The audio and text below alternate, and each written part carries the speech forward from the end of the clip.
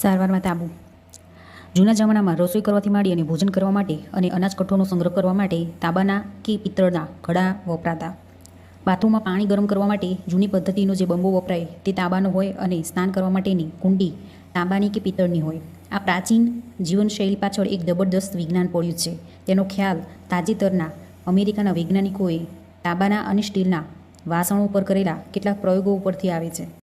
આપણે ત્યાં આજે પણ કેટલાક લોકો તાંબાના લોટામાં રાખવામાં આવેલું પાણી ગાળીને પીવે છે. તેની પાછળ એવી માન્યતા છે કે તાંબાના લોટાનું પાણી પીવાથી શરીર તામ્રવર્ણી બને છે. આરોગ્યની જાળવણી માટે તો તાંબુ શ્રેષ્ઠ છે એમ વૈજ્ઞાનિકો હવે માનવા લાગ્યા છે. પાણી માટે ન્યૂયોર્કમાં તો ઘરમાં જ પાઇપ નંખાય છે, એ તાંબાના હોય છે. જૂના જમાનામાં કહેવામાં આવતું કે વાસણ માટે સોનું અને ચાંદી શ્રેષ્ઠ ધાતુઓ છે, પરંતુ સોનું, ચાંદી કે તાંબુ ન પરવડે તેઓ લોખંડના વાસણોનો ઉપયોગ કરતા. જેમાંથી વાસણો બને છે તે સ્ટેનલેસ સ્ટીલના પતરા લોખંડના પતરા ઉપર પ્રોસેસિંગ કરીને બનાવવામાં આવે છે.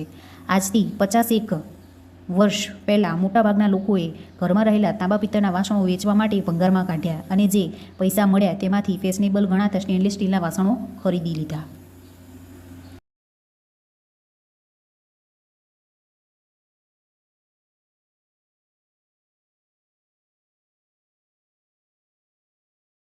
હવે લોકો પોતાના ઘરે ભોજન કરવા માટે ચાંદીના કે કાંસાના થાળી વાટકા કે પ્યાલા વસાવવા માંડ્યા છે. અમુક 5 સ્ટાર હોટલોમાં પણ કાંસાના થાળી વાટકાનો રિવાજ શરૂ થયો છે.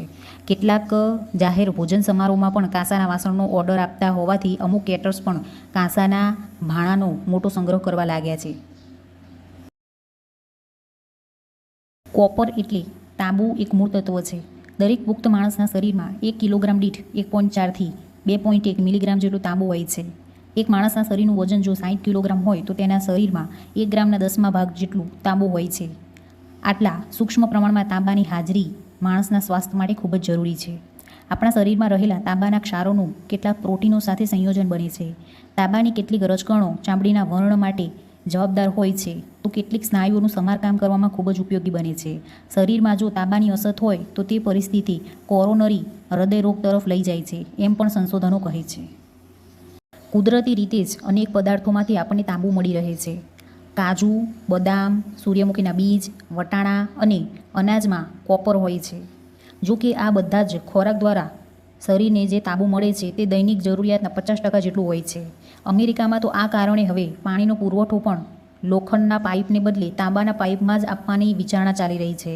ભારતમાં જે લોકો તાંબાના લોટામાં કે તાંબાની કોઠીમાં રાખવામાં આવેલું પાણી જ ગાળીને પીવે છે તેમના શરીરમાં તાંબાની અછત ઊભી થવાની સમસ્યા જ રહેતી નથી.